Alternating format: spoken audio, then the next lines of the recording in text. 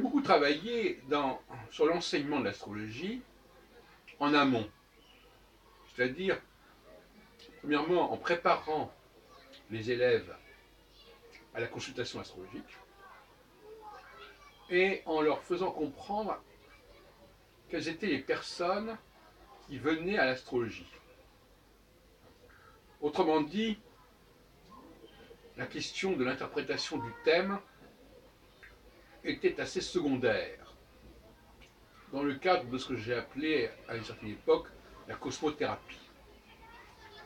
A contrario, aujourd'hui, autant que je le sache, l'accent est mis sur l'interprétation du thème, sur le décodage du thème, et finalement pas sur la réalité psychologique de la profession, ni sur la réalité du public qui adhère à cette croyance. Et à mon avis, c'est un défaut, c'est une carence dans l'enseignement astrologique actuel. Et d'ailleurs, je me souviens que nous avions créé à une époque un centre de préparation à l'exercice de l'astrologie. C'est tout dire, que la mentalité était assez différente. Qu'est-ce qui prépare à l'exercice de l'astrologie? Alors, revenons sur ce point. Et premièrement, il faut bien savoir que l'astrologie se situe dans le virtuel. Mais que pour beaucoup de gens, le virtuel est plus réel que le réel. C'est-à-dire que finalement, le virtuel, c'est un formalisme. Et le formalisme, ça donne lieu à des papiers, à des contrats, à des documents, alors que ce qui n'est pas de cet ordre-là est beaucoup plus difficile à appréhender, est évanescent, nous échappe. Et donc, face à ce sentiment d'impuissance face au réel réel, on va préférer un substitut au réel qui est le formel, qui est le virtuel.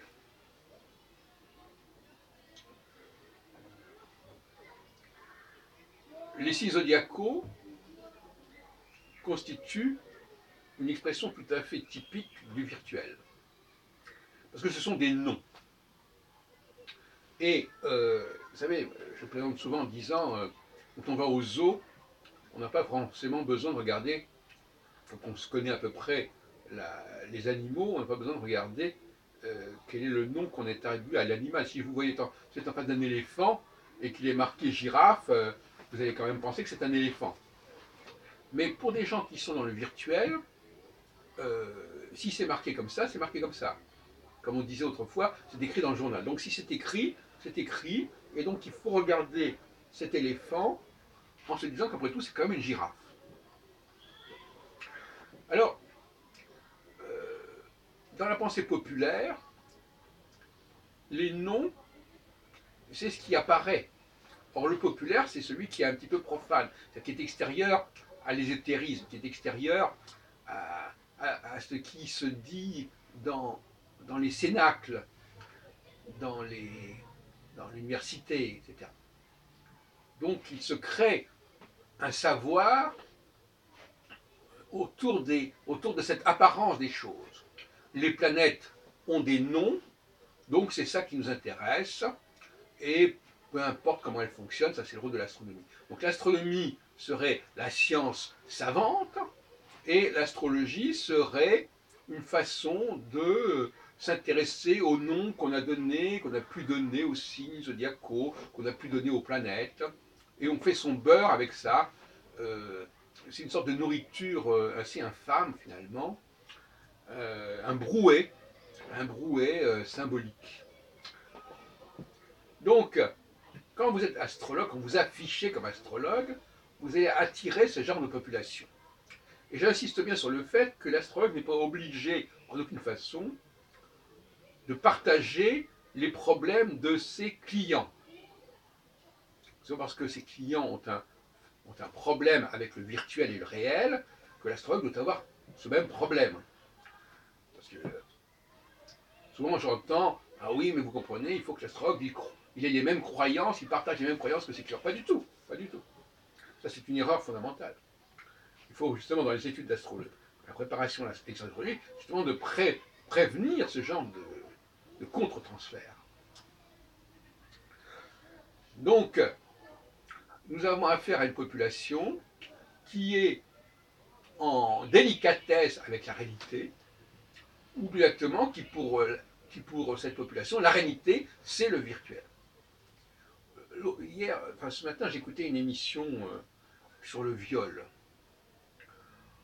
Et il y avait une dame qui disait, oui, bah, écoutez, oui, les choses ont été faites sous la contrainte. Oui, elle a accepté, et puis après, elle a changé d'avis. Bon. Et bah, on ne peut pas le prouver, alors évidemment. Donc c'est ça. Alors finalement,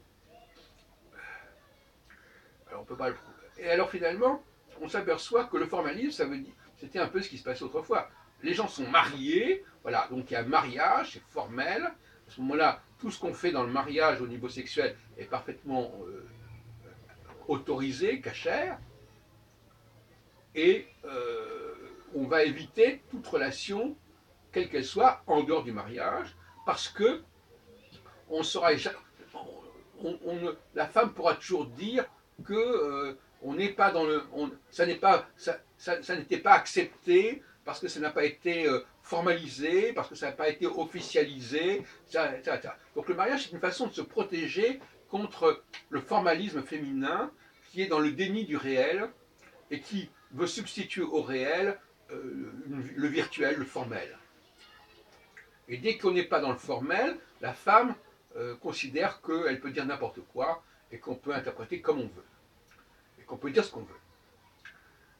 Je dirais en passant qu'à ce niveau-là, on peut dire que toute forme d'éducation est un viol à ce moment-là.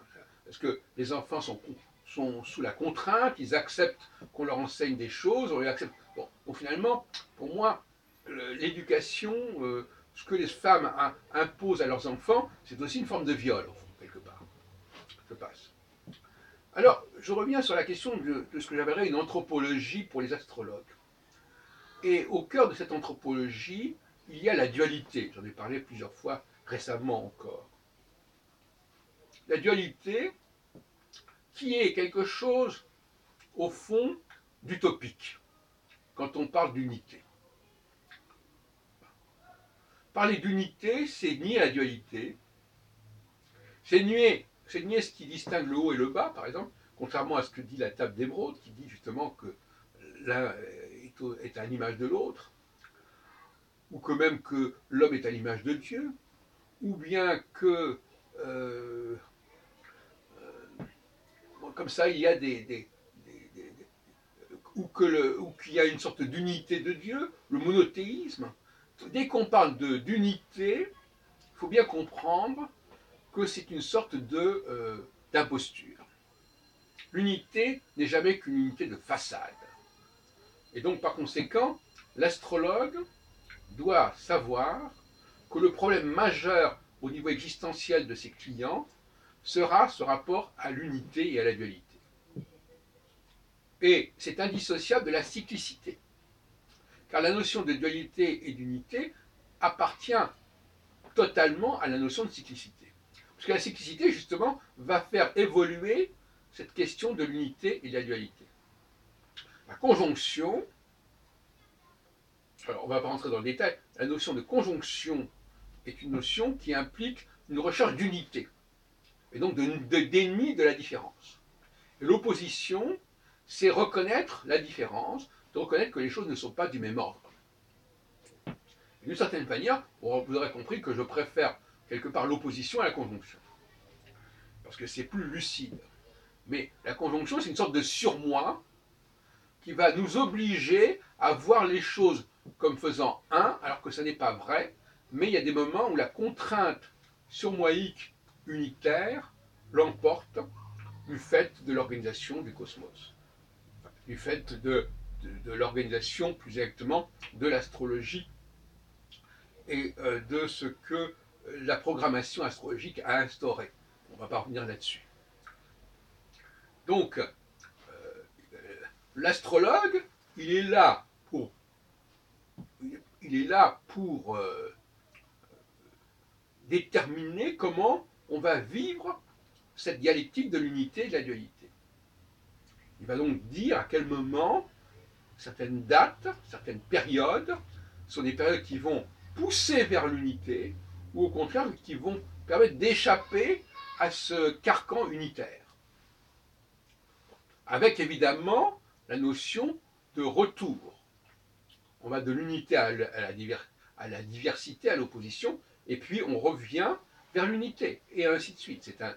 C'est un système qui n'en finit jamais.